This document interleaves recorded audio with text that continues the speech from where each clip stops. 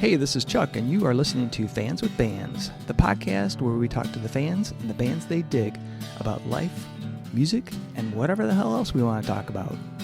Today on Fans with Bands, we're talking to Wilson Thicket. Check it out.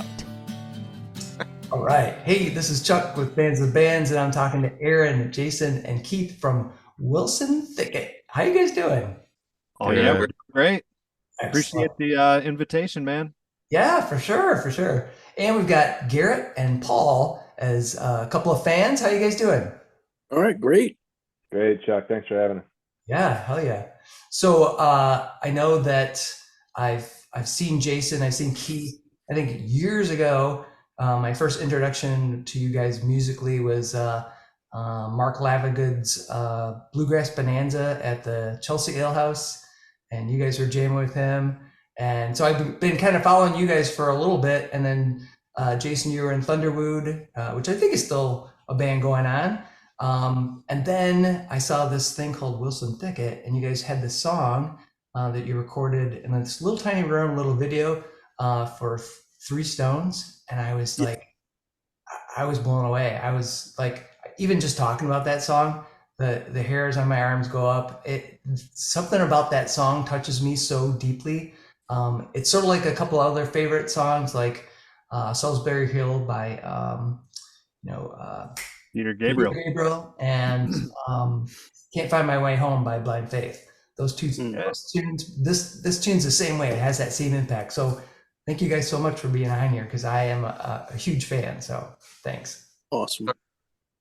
The first thing I'm wondering is if you saw us at the Chelsea Ale House, there was a relatively well-known Between Us gig there with Lavengood where there was a wardrobe malfunction on Mark's part.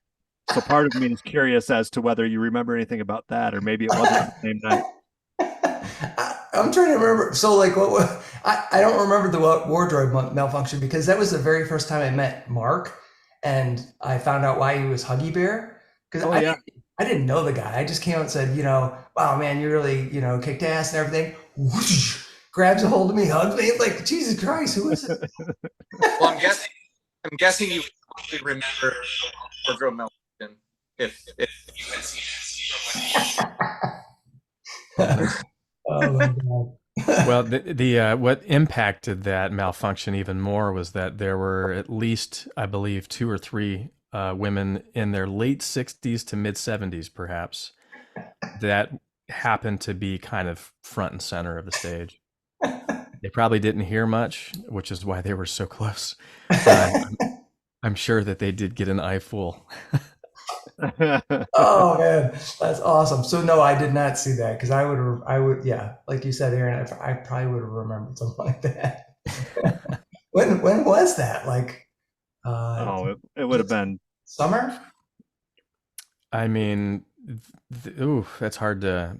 There were winter gaps and one summer gap, where, like, yeah, I just remember it. That's such a lot. It was like 10. That's probably pushing 8 or 9 years. 8 or 9 years ago. Yeah, like I was looking back because I wrote a little thing in Life of Michigan for it, and it was 2015, like fall, I think, of 2015. So. Wow. Yeah, crazy. So anyway, super happy to have you guys on. Keith, you were nice enough to get me the new EP which is coming out.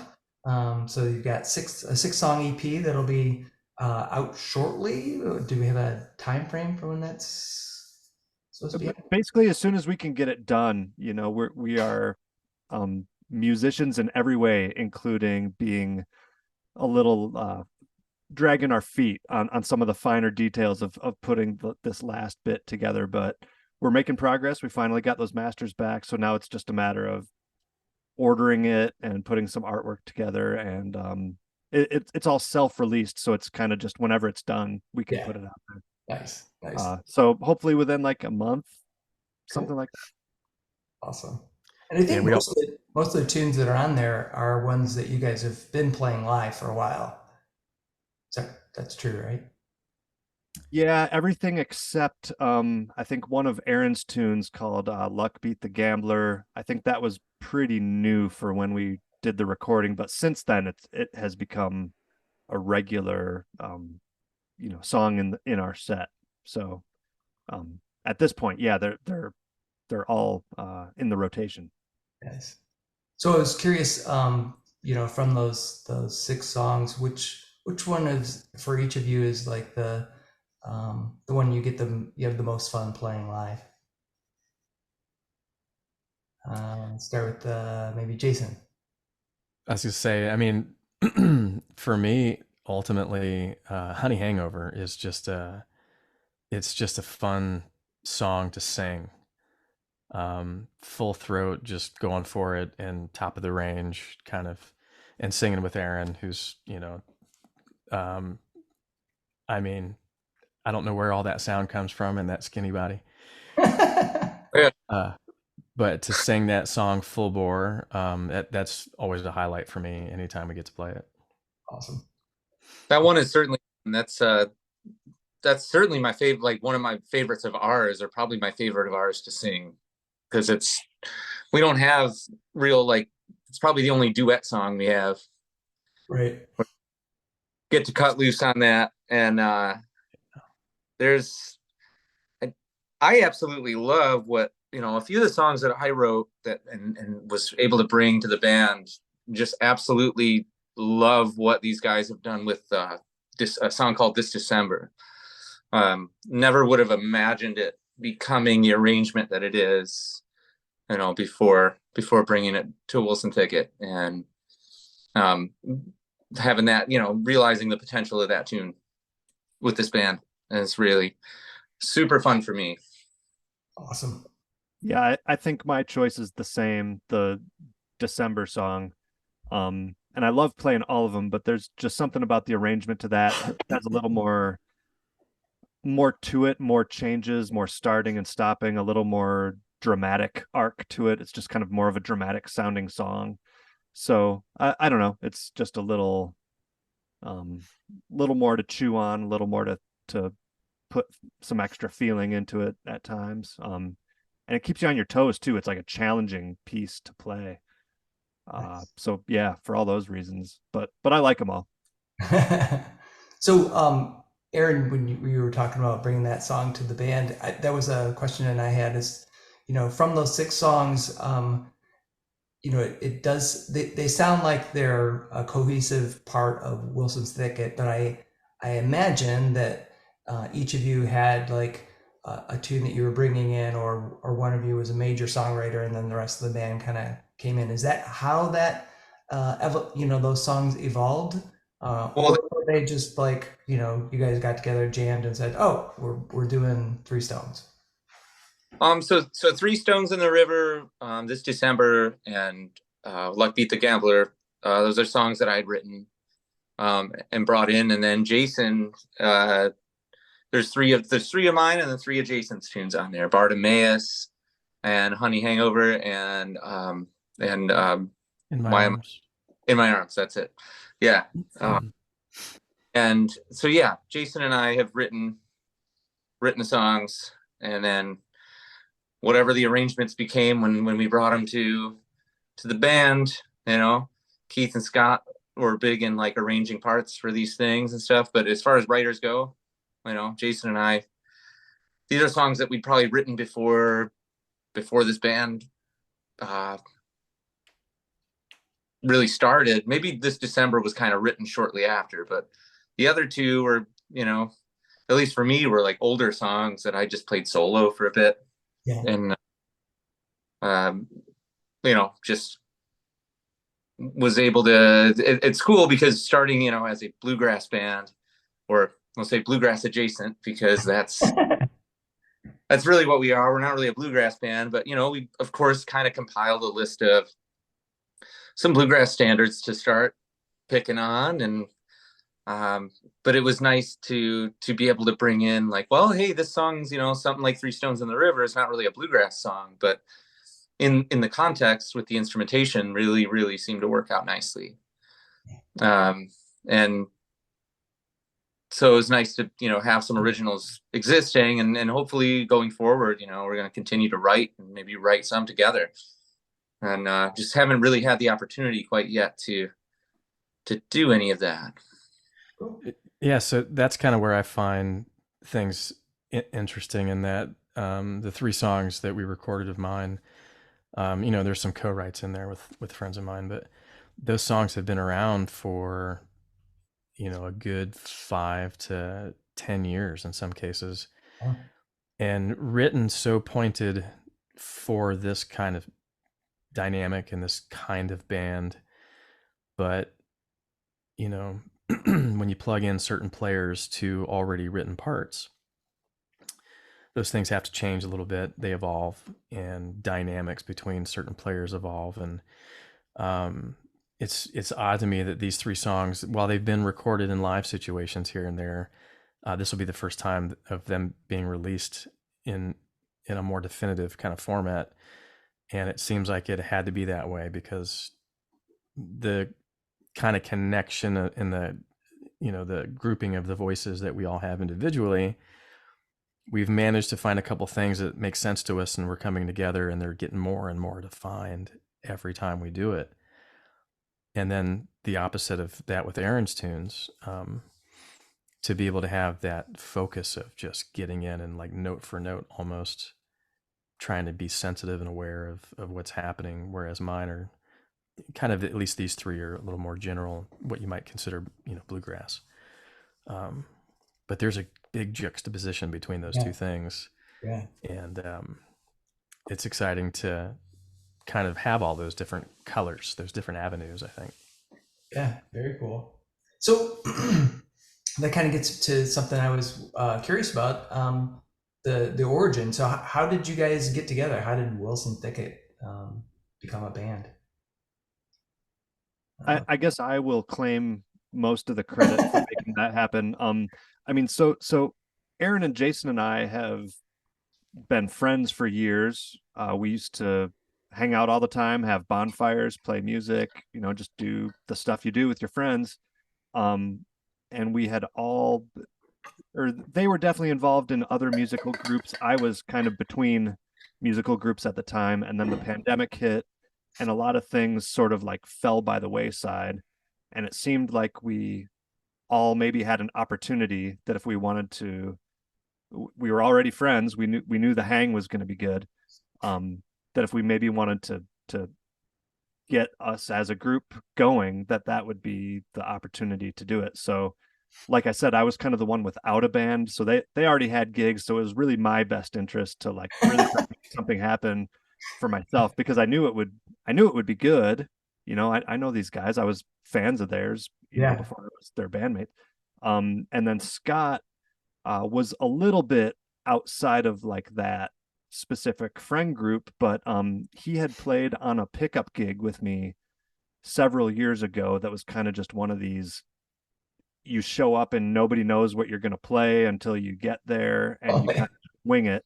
And I it always stuck in my head that not only was he be able to like keep up with people winging it, but he was contributing and being creative and could play in like all sorts of different feels, and just seemed like a good well-rounded kind of musical voice. And I had always remembered that I had that opinion of him. So none of us really knew Scott that well, but I always remembered that and called him up, and he was sort of the first person that we wanted to give a chance to, and he fell right into it, and we all have a great time. So it's just been that way. Cool. From the beginning. Awesome. Yeah, Scott is he has the other band that I know him from is Child Sleep. Yeah. Which is completely different. Yeah, it's completely different and awesome. Right. Yeah. Yeah, and he's still in several different projects, and he does a great job on all of them, and we're the only one that I think he even plays upright on. He's typically an electric bassist, and he does a great job at that too. Yeah. But so yeah, we're happy to have him, and he's maybe not a dyed in the wool bluegrass bass player, but he can play bluegrass very well, and also brings in tons of other influences, which is kind of what we're going for, I guess. Cool. Awesome. And so who's the mastermind? Was it you, Keith, for the name Wilson Thicket? Kind of, yeah. Aaron, do you maybe want to that one going? So I had come up with, I was like racking my brain. I think we were all racking our brains for a name. And I feel like we were kind of strong armed into coming up with a name because we had booked a gig. And True. they're like, well, we got to have something that we call ourselves. So I after like thinking about it, I came up with this like Through the Thicket for some reason. I was like, oh, that kind of sounds like we could be playing bluegrass. We went with that for a couple of shows, and then Keith thought that it sounded too much like when people were saying it that they'd have a lisp or something. That's what I distinctly remember is it's too lispy. Yeah. So, which after saying it a few times fast, yes, I agree. Through the thicket. Through the thicket. So Daffy okay, Duck well, saying it or something. what else we got? What else do we call it?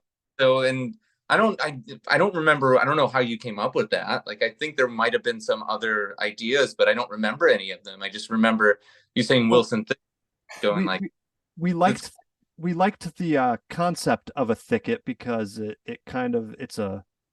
it's grassy, and we play grassy music, but it's also kind of messy and tangled with other things. So we kind of like that as a metaphor for what we do.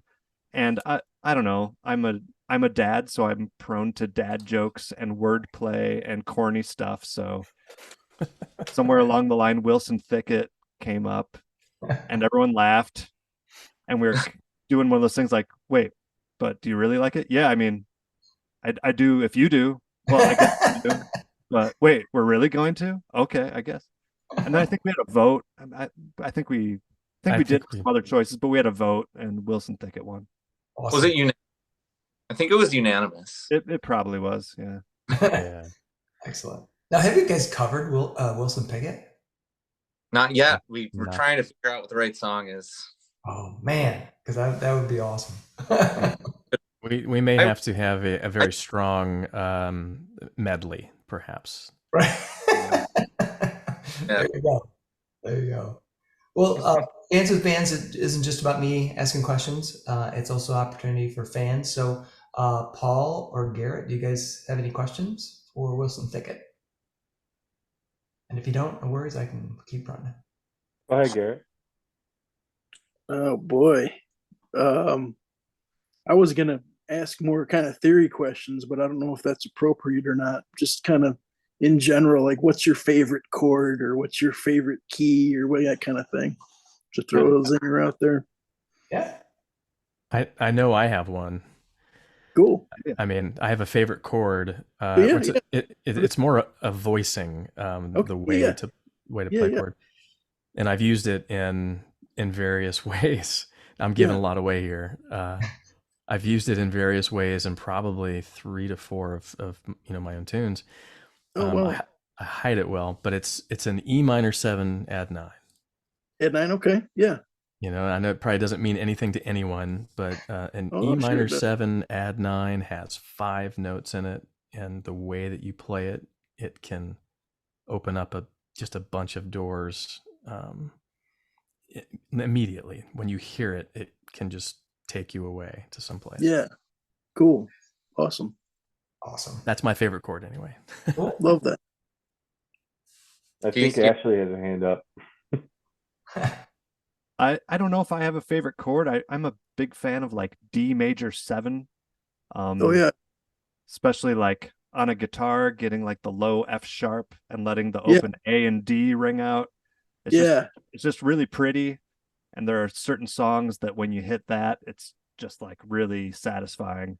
So yeah, I don't know if I really have a favorite chord, but that's the one that comes to mind. I love the wraparound thumb F sharp also. It makes me think of the AC/DC Highway to Hell with clamp. There you go. Yeah, totally. Aaron? I like the I don't know about specific chord or voicings, but anytime I can get an interval of a minor second somewhere, which I think Jason, the E minor 7 add 9, Yeah. You make that have that like minor second interval kind of rub. Oh yeah. Okay. If you ever listen to a guitarist named like David Rawlings, Oh Yeah. yeah. listen to Rawlings, like there's so much of that like almost dissonance within a Okay. chord. Minor second, the end of Bartimaeus. Yeah. I mean that there's a reason why those chords just have a Cool. lasting impression, kind of thing. Nice. It's unsettling. Yeah. We want you to be unsettled. Yeah. Garrett, do you have a favorite chord? You know, it's a little simpler, but it's always been B minor for some reason. I love like the simple, cowboy chord songs, Bob Seger, whatever, Beatles, and then when it hits that B minor out of nowhere and it just turns melancholy, that just jerks my bone marrow, man. It just, it makes me cry. It makes me emotional. It just really does something to me. That's a great saying, by the way. Yeah. I've never heard that before. Jerks my bone marrow. I've never said it. It's gonna go in the repertoire. You know, you're talking to a couple of songwriters. Yeah. EP number 2, you're gonna hear that. Oh, that's getting written down right now. Yeah. You know how sometimes these things, man, they hit like a funny bone, and it's just you can't deny it, right? It changes you. It changes your behavior. You react to it. Absolutely. So hearing the answers to the favorite chord or voicing or key or whatever it does, I love hearing that. That's awesome. I think because of that very thing, it's why, I mean, this December has elements of that, but Three Stones in the River. Okay. Part of, I think, what's so alluring about that tune is also musically how it kind of wraps its way around the lyrics. And there's some of those types of chord and voicing things happening at certain moments, and it's so stripped down that you kind of have no choice but to feel it. Yeah. Versus, just banging away chords the whole time, kind of thing. I can't wait to go back and listen to some of the stuff, because the Three Stones was my first impression of you guys just a couple days ago, and I've only listened to a couple since then. So I assume all the ones you're talking about, they're samples on your channel or site or whatever you have, or is it something there are a few on the website. I think there's links to 4 YouTube. Oh, okay, cool videos. Yeah, can't wait to go back and hear that stuff now after the insights you guys are bringing today. Thank you. Yeah, let us know what you think. Oh yeah, I can already tell you I'm going to love it. Hope so. Paul, do you have any questions? And a pile of what has her hand raised? Yeah, Ashley, why don't you ask your question? You were more polite and put your hand up. Okay. My only normal question of the night: do you have any favorite venue you dig playing at as a band that you haven't already? Goal for festivals, venues, stages, etc. And of course, why? What makes them special, dream-worthy? Are these supposed to be like realistic or shoot for the moon kind of stuff? Well, I think it would be a favorite venue you haven't played, but I think it could, So she says, sure, either. So it could be realistic or dreamy. So I suppose the two that come to mind would be like the Ryman Auditorium, or maybe like the Telluride Bluegrass Festival, something like that. Jason's actually played there as part of a band contest. But, just the obvious connection to the type of music that we play and what it means to the history for both of those, not to mention that they're beautiful spaces just on their own anyway. Those are the ones that come to mind. You guys go ahead. I mean, I think it's like there's pockets of getting to that kind of place. So my favorite kinds of things are like the stepping in a way to that, something like Bells, getting into a place that has not too big, but a place where we're responsible for really bringing the energy and then working on that energy and kind of then taking it to the next level. I think back at that beer garden and I envision a certain kind of excitement to it. That I'd love to get to that point. And Grand Rapids founders, thinking lowly, I was thinking home front.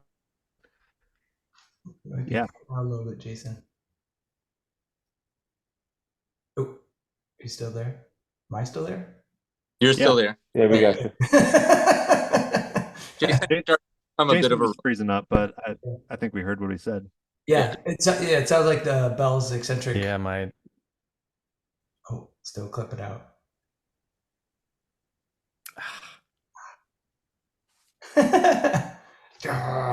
Yeah, internet, come on. But yeah, Bell's Eccentric Beer Garden, that is actually a spot I think that gets overlooked sometimes. That and inside the cafe, that stage they got there. I've seen some great shots. I saw, oh shit, Marcus King there. Mhm. I saw Chris Robinson Yeah. play outside. Oh man, yeah. They sunk a lot of money into making that whole back half of the building a venue. I don't know if you remember how it was before that when they had all the bands on the other side. It was just, Yeah. it was band in a corner basically. Yeah.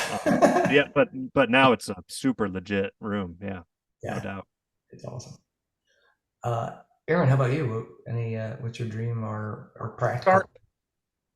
So we actually have a venue I have always enjoyed playing individually and with other projects that Wilson Thicket has yet to play, that we are going to play on November 10th, is a place called 20 Front Street. I'm sure that you guys have probably heard of that. That's always been a favorite space of mine. It just sounds good in there. It's inspiring. It looks beautiful. It's a good...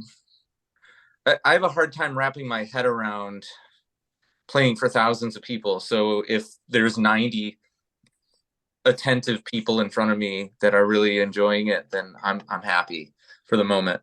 On the other side of that coin, I mean, there's other spots too. Like I think some of the,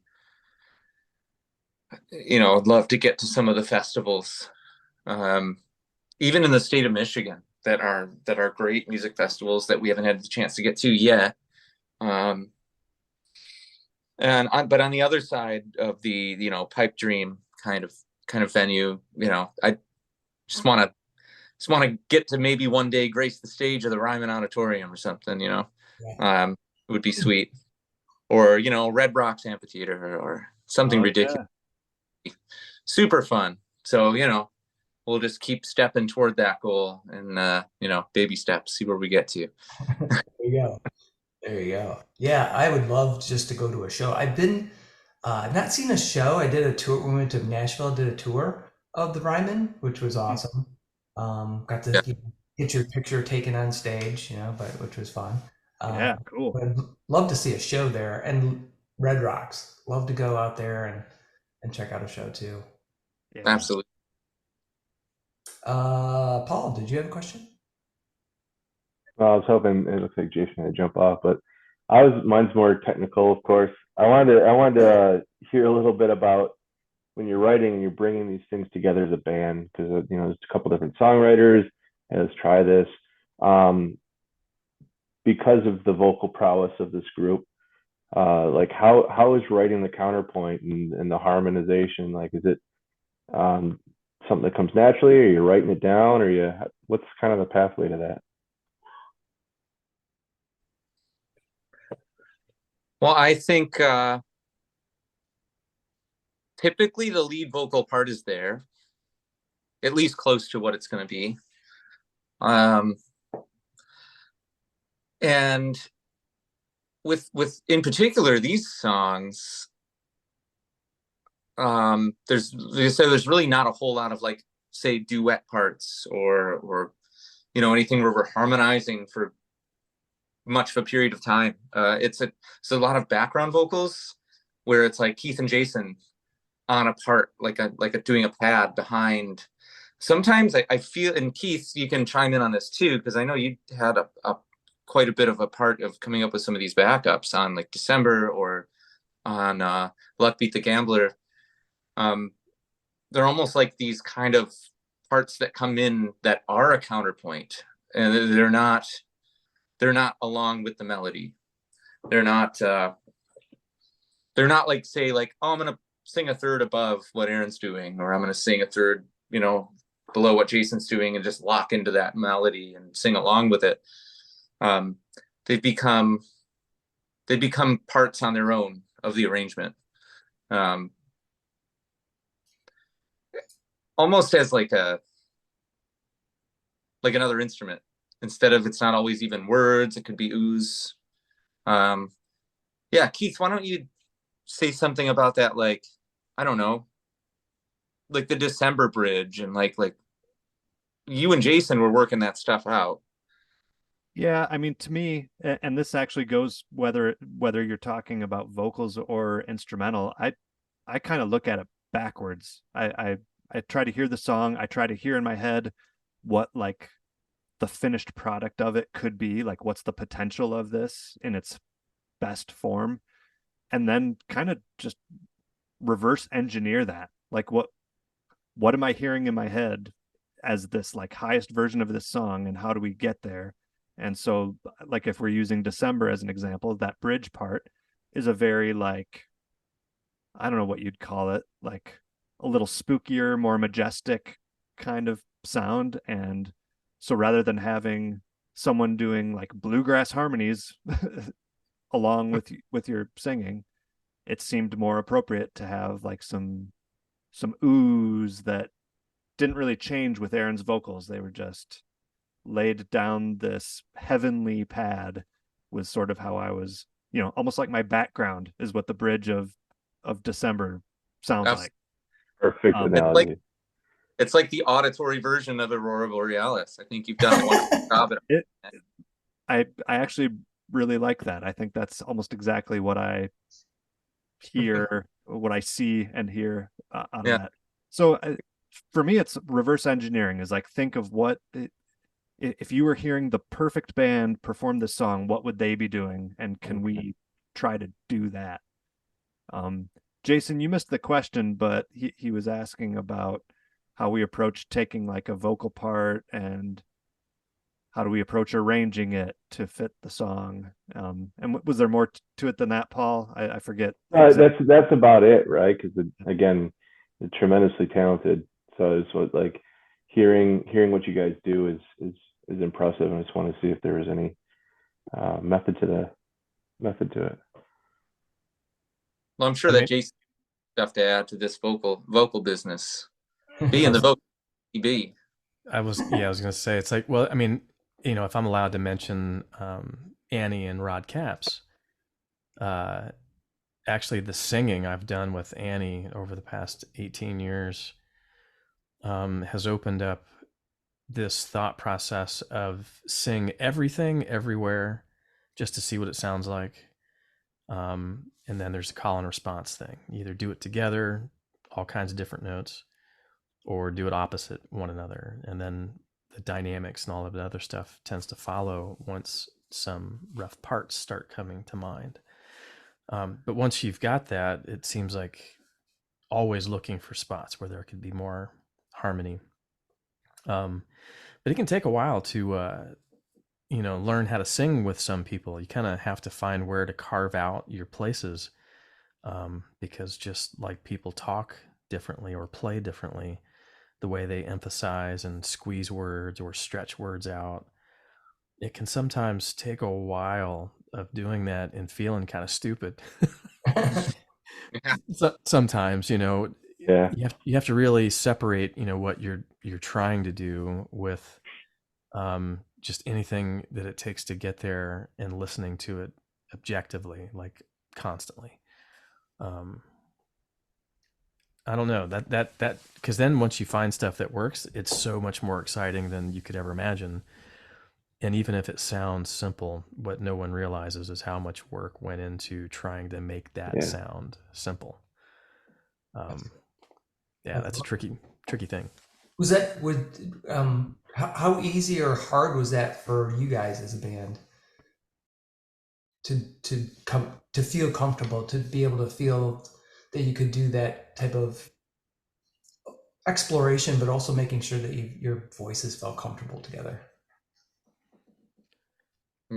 I think it's still a work in progress, honestly. We're trying to find equal footing. sometimes in order to save time, just because we're all busy. That just Yeah. seems to be that's what life does, right? But it's by letting some things happen, it's forcing some doors to get opened, and it's exciting to think. I'm excited at what a couple of months might be and more time together. I'm really excited at what that's going to start to develop. Aaron, Keith, any thoughts? I agree with Jason that it's certainly always going to be a work in progress.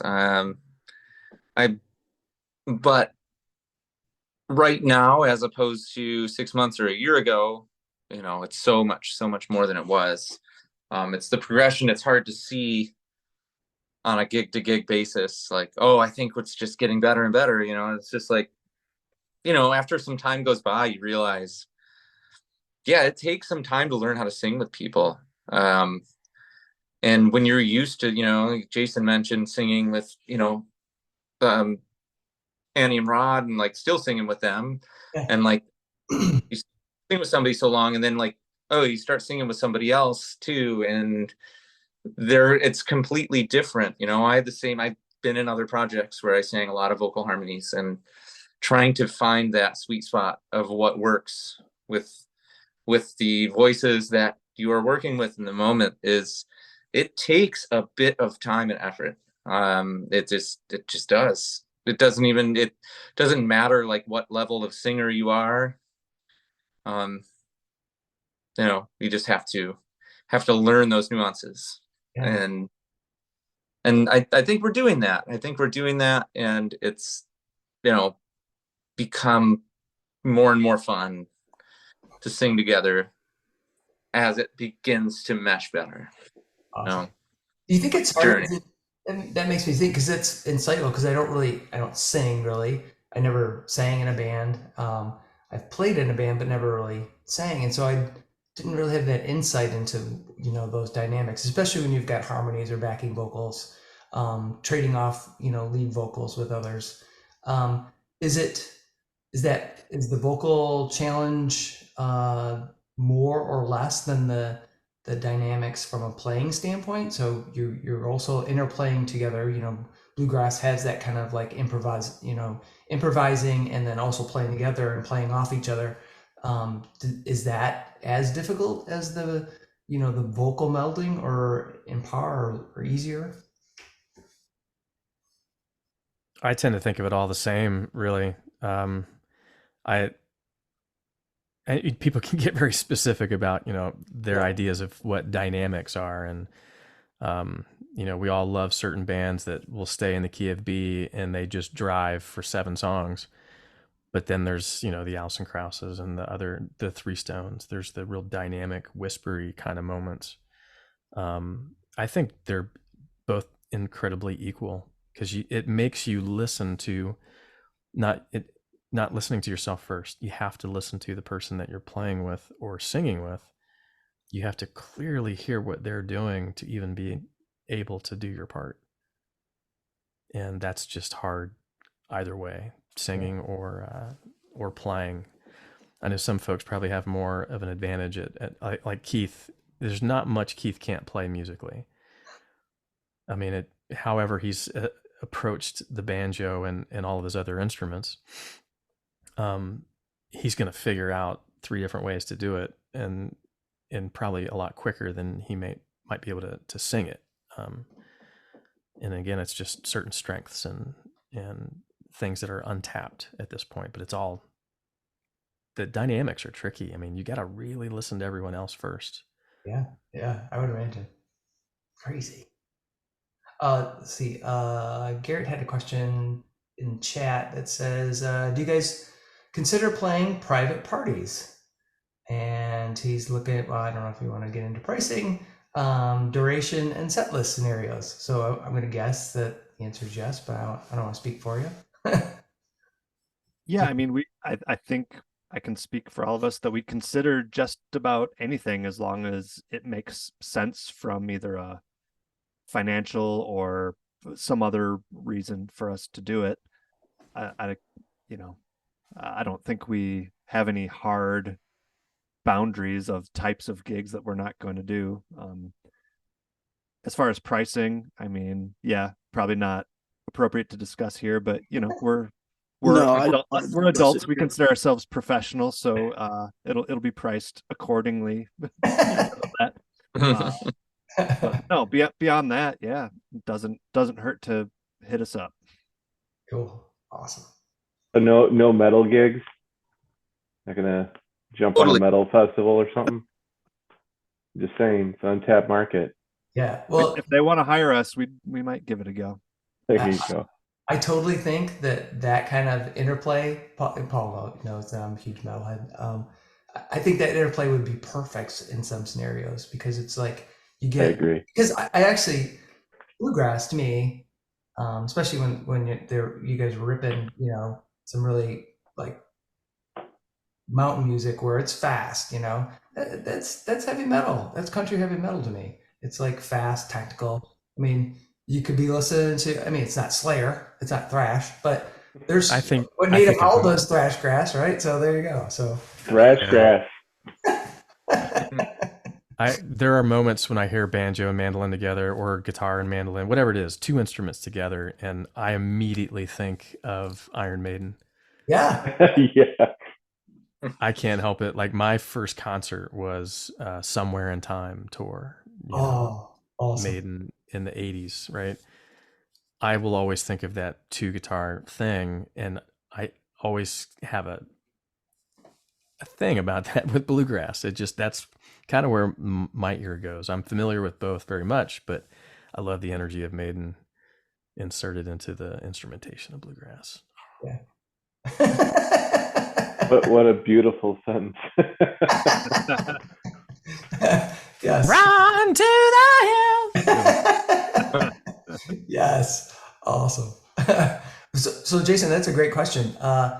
You said your first concert. What was the very first album you ever bought? I remember distinctly the first record I bought was because I got really pissed off that my cousin got it first. And I had to go out and buy one myself. And it was literally just from seeing the cover. It was Kiss Alive 2. Oh, awesome. Kiss Alive 2. I was mesmerized by that back cover. I had to have it. So that was the first record I bought. Awesome.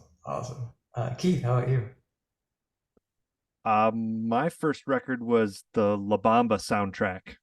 Nice. Mostly by Los Lobos, and it's because that movie is basically why I play music. I saw the commercials for it on TV, and I saw Lou Diamond Phillips like in a rock star, and how it is, just something about like how your brain was on that day seeing that thing was just like, whoa, that looks like the coolest movie I've ever heard about. And I made my mom, I wasn't old enough to watch the movie, it was like PG-13 or something. So I made my mom sit and watch it and record me off of the TV like a cassette tape of all the music. But then finally I got like the real factory, cassette tape, the real one. Awesome. So yeah, I definitely remember that one. Excellent. Aaron, how about you?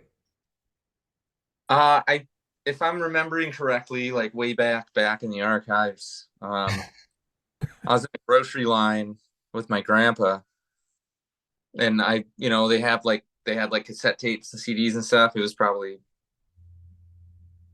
mid 90s, I guess. I think it was Nirvana Unplugged in New York, at 94. Wow. Yeah, I had been like listening to a lot of that music. Just a friend of mine, who was more my age, had older brothers listening to grunge, and I really liked it. And I don't know if I understood the music quite yet, but I just was drawn to it for some reason. And yeah, I think that was my first, and I believe that was a cassette tape as well. Cool. Awesome. Garrett, how about you? What was your first album? Well, it would have been something from the late 70s, and I don't know if it would have been mine or my parents, but as far as music that I started listening to that they didn't, that would have, probably been maybe the second or third or fourth album. It would have probably been like, it was like a Joe Walsh, was it The Confessor? Nice. or maybe a Rat. Or well, my first concert was Billy Squire, so we'll just go there. Rat opened up for Billy Squire. So. Wow. Oh, wow. Nice. Nice. Rat. Back in the day, they were awesome. Warren DeMartini is a hell of a guitar player. Man. Paul, Yeah. I can't remember what yours was. I know we've. I think it's Green Day Dookie. That or Dude Ranch by Blink 182. Yeah. One of those two. Oh man, that's awesome. Oh Lord. And so we already got Jason's first concert. Curious about Aaron and Keith's. Aaron, what was your first concert? Still in here? I want to know what her first record was. Oh, Did that's she leave? it. Yeah. Is she still there? Yeah. She hasn't typed in anything yet. Can you hear? Oh, me? she. Oh, here she goes. I'm pretty sure it was the original Kids Bop. Amazing. Oh my God. Yeah. That'll drive you to drinking right there. Yep. It worked. There you go. It definitely has. All right. So first concert, Aaron, Keith, who wants to go first? Oh, I've got a gem for this. I bet I can beat it. You sure? You ready? I'm not sure. Let's hear it. Oh, okay. I was gonna say, Neil Diamond at the Palace. Oh. That's awesome. That nice pun, by the way. Huh? A gem, yeah. Yeah, gem. Yeah. That was good. See, I thought, okay, I can't beat that. I thought you meant a gem, like sarcastically, like there was something really embarrassing. Oh man. Oh, that's awesome. Yeah. No, mine. Super cool. Yeah. Go ahead, Keith. Mine was Richard Marx. I'm an '80s kid, so I was into pop. I watched MTV. That's like that's the music I've had. So my aunt one year for like my 10th birthday or however old I was, took me to see Richard Marx. My second was the Grateful Dead, though. I got to see Jerry. Whoa. Oh, awesome. So Richard Marx, he was a one-hit wonder? Didn't he have like a mullet? He was a multiple hit wonder. Really? God, But he did have a mullet. He did have big hair and like tight leather pants. Now you're putting me on the spot. His power ballad was like from the Robin Hood soundtrack. That's Bryan Adams. Never mind. Skip all this. But no, he had several hits. He did have several hits. I was forced to go see him and Paul Young together somehow with my mom. I'll never forget that. But Richard had, he was all over the radio for at least a good 8-year period or so. And then he was actually like a really prominent songwriter even way after that. I couldn't tell you what songs, but I know that he was still in the game for a while. But yeah, I can remember him from the MTV days and what he looked like. I just can't remember any of his tunes. And was he around the time of the Rick Roll, Rick Astley time? Was he in? Yeah, I think there must come some crossover there for sure. Yeah. All right. He was peaking like 92-ish for sure. And for whatever reason, I remember him and Satriani looked identical when Satch was on the cover of the Flying in a Blue Dream era, when he still had his hair.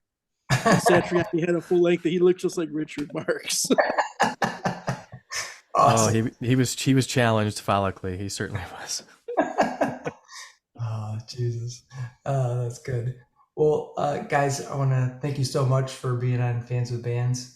I really appreciate you being on here. I can't wait for the album to come out. I know you got some shows coming up. Anything like in late-ish that you got planned out, like late-ish November, early December so far, or no? Oh, I don't know. It's tough to remember offhand, but I guess a good easy way to come check us out if you're in the area is we did start a weekly bluegrass brunch series in Ferndale, which it's not necessarily us every time, but it does happen every Sunday, and we're there probably half of those times. So Awesome. if anyone follows us on social media and everything, and thank you for having us, and we appreciate everything you do, not only with the podcast but the the writing and the photography and just being a general supporter of music. It's awesome. Yeah, for sure. I just have one last question for you guys. And that is pineapple or no pineapple on pizza? Keith. Pineapple. Nice. Any Yeah. favorite topping combinations with pineapple? Oh, I go with like the pineapple and jalapeno, and if I'm in the mood for some like meaty goodness, maybe like some bacon or ham. Nice. But yeah, pineapple, jalapeno, bacon, something like that. All right. Yeah. All right. Aaron. Well, I probably wouldn't choose to order a pizza with pineapple on it, but I'm sure not going to turn it down if it's there. You know? What would be your go-to pizza if you're going to order one? I'm like a straight up pepperoni mushroom guy. Nice. Classic. Just my fave. Maybe adding some. I don't know if I need to add anything to that. It's just pepperoni mushroom, just my jam. Jason, how about you? I absolutely. I have been turned on to the ways of adding the pineapple and like buffalo chicken or bacon, even jalapenos. I mean, typically I wouldn't, but I was kind of strong-armed into it and realized I loved it. Awesome. So Not good. by me, I don't think. No, Rochelle has her ways. Excellent. Garrett, how about you? I'm sorry, man. I can't ever do pineapple. I can't mix fruits with stuff. I'm funny about mixing fruit with anything. I don't even like pie. I'm weird. I love fruit, but I can't put it on anything. I'm in the same boat. I like fruit, but pineapple should not be with anything else. Just pineapple. So, and Paul, I can't remember. Oh yeah, Fruit definitely. Yeah, I like mixing fruit with pies. Generally Awesome. good stuff for me. Awesome. And a pile of what? What was your answer? She's typing, I think. Oh, yuck. Barb. No. All right. Cool. So we've got a kind of split house here. Awesome. Well, now we know what to order over at Aaron's if we don't want Ashley to eat all our pizza. There you go. Well, guys, thanks again for being on Fans with Bands. I really appreciate it. Thanks, Chuck. Thanks for helping us spread the word, man. We really appreciate it. Yeah. Appreciate you. Thank you so much. And I know Scott would thank you too. So yes. Thanks from Scott. Yeah. All right. Talk to you. All right, thanks, Chuck. See ya. Thanks, guys. Have a good one, man. Many thanks to Aaron, Keith, Jason, Garrett, and Paul for joining me in this episode of Fans with Bands. It doesn't get any better than Wilson Thicket. These guys jam a hybrid version of bluegrass that speaks to my soul. They have a new 6-song EP coming out, which should hopefully be available by the end of the year, if not sooner. Be sure to watch their website and socials for the updates. And check out Keith's podcast called Picky Fingers Banjo Podcast, where he talks to banjo players from around the world. It is awesome. See the show notes for all the details and links. Bands are nothing without you, the fans. Purchasing music and merchandise is critical to their survival. If you can help out your favorite bands, please do. If you're in Michigan, consider following the Playing in Detroit area tonight and SE for Southeast Michigan Music Facebook pages. They are fantastic places for fans and bands to support each other and share our combined love of music. Thank you all so much for listening.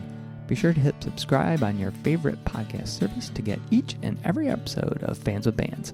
Spread the word by rating the show, telling your friends, telling your neighbors, telling your family, telling your priest, tell everyone, and leave a comment. We want to hear what you think. You can keep in touch by following us on social media. This is a Life in Michigan production. Until next time, be well and kick out the jam.